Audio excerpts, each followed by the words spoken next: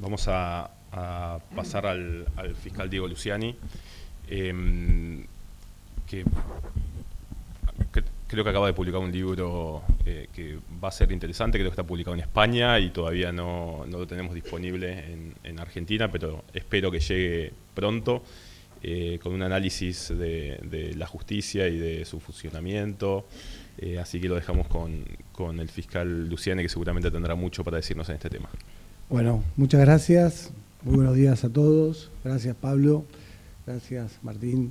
Gracias por la invitación. La corrupción pública y privada es uno de los más grandes calamidades que fustigan a nuestro país desde hace por lo menos 30 años. Y digámoslo por su nombre, ¿no? Es un grave atentado contra la democracia. El artículo 36 de la Constitución Nacional así lo dice. Es un grave atentado contra los derechos humanos. En un país donde hay niveles inaceptables de pobreza, más del 50% de la población en esta situación de pobreza, el robo, el saqueo, el desapoderamiento de bienes de Estado para dárselos a empresarios inescrupulosos o a funcionarios inescrupulosos, constituye una grave violación de los derechos humanos. Y acá no hay ninguna duda. Un poco en mi libro, que se llama Corrupción, un atentado contra la democracia y los derechos humanos, abordo con profundidad estos temas. Frente a estas graves consecuencias es imprescindible mantener una posición infranqueable de tolerancia cero hacia la corrupción, pero también es necesario empezar a visibilizar las graves consecuencias que genera la corrupción. Y esto puede empezar a generar una reacción saludable por parte de la ciudadanía, ¿no? Y esto puede fomentar también una cultura de integridad. Y el rol de la justicia es fundamental, tiene un rol dirimente para poner un freno a la corrupción. Porque la justicia es la responsable de impedir la impunidad de los corruptos. Y en esta tarea, tanto los fiscales como los jueces somos piezas claves para cuidar a la ciudadanía de las arbitrariedades y los atropellos del poder político.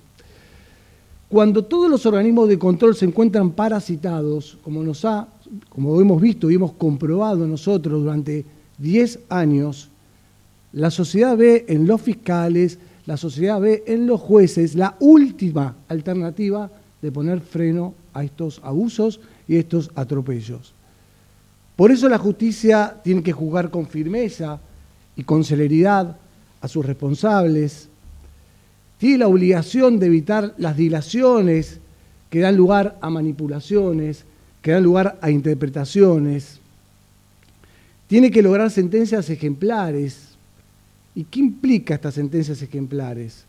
Con penas proporcionales al daño que ocasionan las personas que cometen estos graves delitos, que las sentencias se cumplan, quien tiene que ir preso, que vaya preso, y que devuelva la plata que se apoderó al Estado. Y esto lo tenemos que hacer sin ningún tipo de temor, sin ningún tipo de especulación. No se puede especular con este tipo de delitos. Es muy grave las consecuencias de la corrupción. Y cuando analizamos nosotros las encuestas de Transparencia Internacional desde el año 1995 en cuanto a la percepción de la corrupción, son realmente lamentables para nuestro país. Y esto es lo que revela que durante 30 años los gobiernos democráticos, hay todo un problema, ¿no?, con las democracias. La sociedad prácticamente hoy no cree en las democracias como un sistema de gobierno. Hay todo un problema también, la democracia está en deuda con la corrupción, ¿no? Y lo que nos demuestra a nosotros es que no había una política estable, una política creíble, constante en materia de corrupción. El gobierno anterior ocurrió algo realmente inédito en la historia de nuestro país, porque no solo no hubo una agenda anticorrupción, sino que hubo acciones directas para lograr la impunidad de funcionarios que estaban juzgados por hechos graves de corrupción. Y ahí no dudaron en atacar, en hostigar a jueces y fiscales honestos que estaban cumpliendo con su misión. En el informe 2023 de Transparencia Internacional se afirmó que los líderes autoritarios y los líderes democráticos están socavando la justicia. Y esto produce un aumento de la impunidad y un fomento de la corrupción al eliminarse justamente las consecuencias. Y hay un título que a mí me llamó la atención, que es Corrupción e Injusticia. Nosotros hablamos en nuestro alegato con el doctor Mola, hablamos de corrupción o justicia. Después vamos a volver sobre esto, ¿no? Y en este informe lo que se señala es la necesidad de contar con órganos judiciales independientes. Habla de la transparencia y habla de la necesidad de tener recursos suficientes para justamente evitar el abuso del poder político, los sobornos y toda forma de corrupción. Tenemos que recordar, el gobierno anterior, muy lejos de respetar la independencia judicial, por el contrario, intentó erosionar y colonizar a la justicia con reformas absolutamente inconducentes e inapropiadas. Recordemos algunas de ellas. Reforma de la Justicia Federal del año 2020 recibió media sanción para nombrar jueces directamente a dedo y de manera discrecional. Reforma de la Ley Orgánica del Ministerio Público Fiscal, que modificaba la mayoría especial de 2/3 para nombrar un procurador. Bien, Daniel. Bien, Daniel. Bien. Habla de tu integridad. Bien. Digo, esto son las cuestiones que nosotros tenemos que cuidar, ¿no? Digo, y esta reforma a nosotros nos ponía en riesgo. Ponía en riesgo nuestra independencia, ponía en riesgo nuestra autonomía, claramente. La creación de una comisión para analizar el funcionamiento de la Corte Suprema y el Ministerio Público Fiscal, encabezada por el abogado que defendía los intereses de la expresidenta de la Nación. Nada bueno podía salir de acá. Algo realmente que a mi modo de ver era grotesco, de mal gusto. Y lo más grave de todas estas reformas que se promovieron en plena pandemia, en momentos donde realmente los argentinos estamos atemorizados, encerrados, en un contexto dramático de muertes, en un contexto dramático de emergencia sanitaria. Y acá funcionaron las instituciones, porque el límite lo puso el Congreso. El límite lo puso el Congreso, y esto es muy importante también, el equilibrio de poderes, ¿no? Porque el freno que puso el Congreso evitó lo que hoy pasa en México, con esa reforma abominable, en donde sí se lleva puesto la independencia del Poder Judicial. Y digámoslo bien claro, jueces que van a quedar en comisión, nombrados como políticos. Digo, es gravísimo y es muy grave. Y por supuesto que la justicia tiene muchos problemas. Pero también es notable que durante 20 años los gobiernos no se han ocupado genuinamente de los grandes problemas que tiene hoy la justicia, ¿no? Y vio a lo largo y a lo ancho del país la falta de recursos humanos, la falta de recursos materiales, tecnológicos, las condiciones deplorables de algunos edificios, la falta de actualización de normas procesales para evitar justamente las dilaciones, para evitar las chicanas, para darle más celeridad a los procesos, la falta de actualización de normas de fondo, prácticamente no se tocan las normas de fondo, las multas, las sanciones que hoy quedan desproporcionadas frente al daño grave que causan estas acciones. Digo, el retardo en la implementación del sistema acusatorio. Año 2014 es la ley. Esto hoy se está de a poco revirtiendo. El retraso, de esto va a hablar seguramente Ale, gran esfuerzo que están haciendo. El retraso justamente en cubrir vacantes de jueces y fiscales. La injerencia inadmisible que tiene la política en esa designación de magistrados. En algunos casos la discrecionalidad también de los concursos. Y acá no hay que soslayar lo que nos dice la Comisión Interamericana de Derechos Humanos, ¿no? Que aconseja justamente que para dar mayor independencia, que los nombramientos no dependan de actores políticos, sino de componentes del Poder Judicial. Y acá lo que tenemos que valorar es el mérito, la experiencia, la aptitud, la idoneidad, la integridad de la persona, del postulante, y no, obviamente, la proximidad ideológica del candidato con el poder político de turno. Y defender la independencia judicial y el Ministerio Público Fiscal es una tarea muy delicada, que la tenemos que realizar todos nosotros. Y no podemos claudicar nunca. La aprobación de declaraciones constitucionales de independencia judicial y de los jueces no crea, obviamente, automáticamente un Ministerio Público Fiscal o una justicia independiente. La independencia debe ejercerse a diario, debe defenderse con templanza, debe fortalecerse frente a las presiones, en especial las presiones del poder político. Y vaya así, tanto Sergio como yo podemos dar fe de esto, ¿no? Cuando ocurren estos embates tan desestabilizantes, tendientes obviamente a neutralizarnos, es fundamental mantener la calma. Es fundamental aferrarse a los hechos, a las pruebas, a la ley y a la Constitución Nacional. Y por supuesto, la tarea de los fiscales y los jueces en los casos grandes de corrupción, donde se debaten cuestiones técnicas muy complejas y muy específicas, se diferencian obviamente de cualquier delito. No es una tarea sencilla, ¿no? Las acciones tendientes a desapoderar los bienes del Estado no son visibles. En la inmensa mayoría de los casos, la misma administración pública los intenta esconder, los camufla, los encubre, con estas fórmulas de aparente legalidad. Y bueno, somos los fiscales los que tenemos que correr este velo, somos los fiscales los que tenemos que mostrar la colusión, el desfalco, el desvío de fondos y exhibir, obviamente, a la red de corrupción, ¿no? Y no hace falta decir que para dejar al descubierto una maniobra compleja se necesitan muchísimas horas de esfuerzo, mucho estudio, mucho compromiso, mucha disciplina. Hasta debemos especializarnos, obviamente, en saberes que a veces son ajenos al derecho penal. Digo, tenemos que, en cuestiones económicas, en cuestiones presupuestarias, en cuestiones estadísticas, en cuestiones vinculadas a otra rama del derecho, el derecho civil, comercial, administrativo. Y todo esto, lo tenemos que decir también, ¿no? Lo hacemos con escasos recursos, ¿no? No contamos con muchos recursos, por eso tenemos que administrarlos con mucha eficiencia, tenemos que ser muy inteligentes, establecer prioridades. Un solo juicio de gran corrupción, con un perjuicio estimado de manera objetiva, comprobable, de $1.000 millones.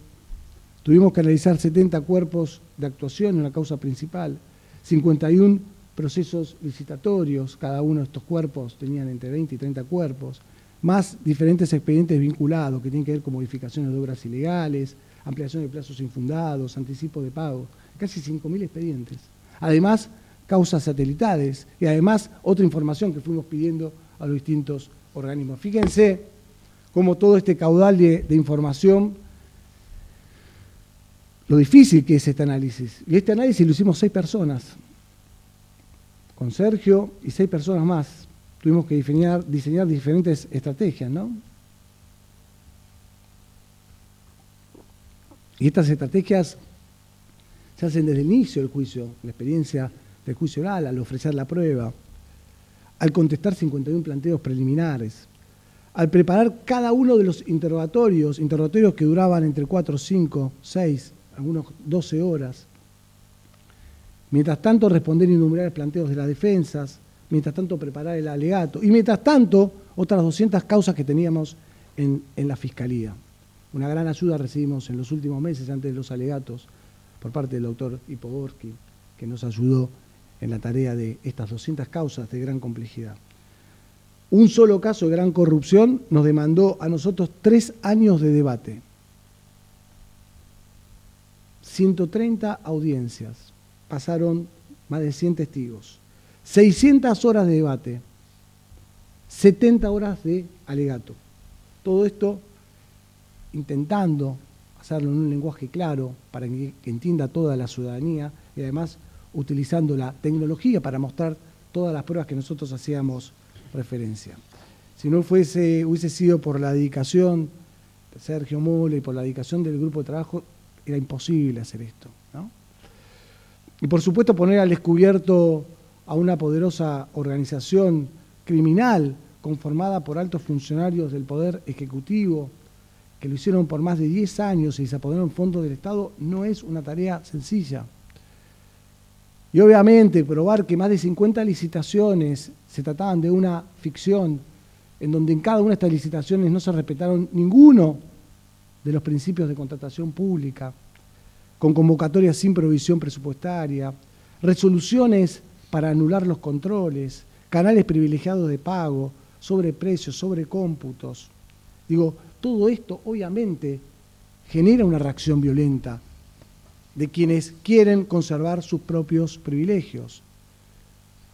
Y ya para ir cerrando, les puedo asegurar que juzgar al poder mientras está en el poder es un trabajo titánico, de mucho esfuerzo, que pone a prueba nuestra fortaleza mental, que pone a prueba nuestras convicciones y pone a prueba nuestras propias limitaciones, ¿no?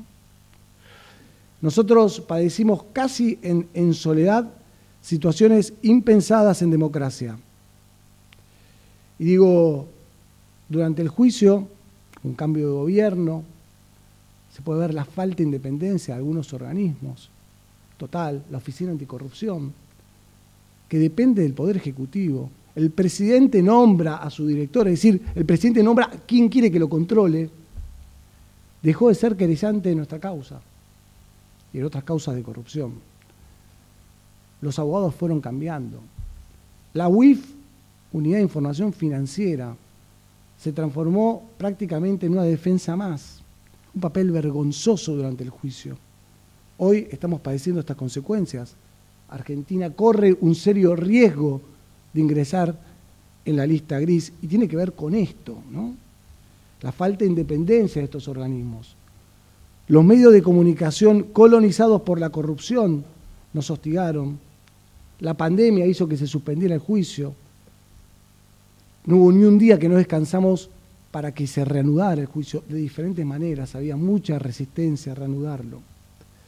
Padecimos intromisiones inconcebibles por parte del presidente de la Nación, de sus ministros, de sus funcionarios. En especial, durante los alegatos, yo, mi familia, el doctor Mola, fuimos sometidos a operaciones mediáticas tendientes a desestabilizarnos y justamente a amedrentarnos. El mismo presidente de la Nación, 2 días después de terminado nuestro alegato, dijo: Nisman se suicidó, yo espero que Luciani no se suicide. Mis hijas estaban mirando la televisión en ese momento.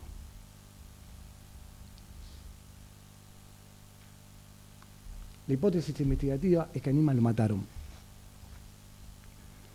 Y a pesar de todas estas presiones, digo, impensadas en democracia, ¿no?